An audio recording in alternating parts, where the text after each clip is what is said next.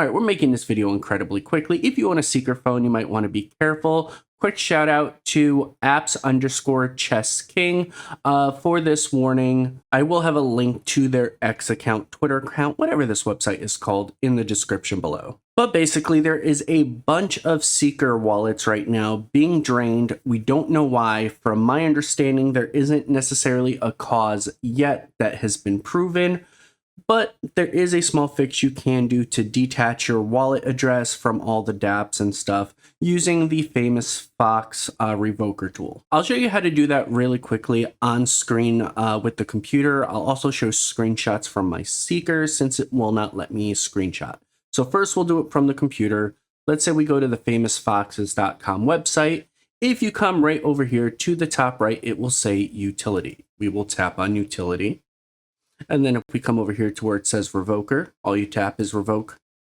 And then it would show anything that you might be linked to, any dApps or anything that you might not want to be. Hit Revoke All, and then it would currently get rid of everything once you hit Select All, of course. So next, what you're going to end up doing is, if you're doing it from the Seeker, download this Famous Fox app through the dApp store. This is what it looks like right here.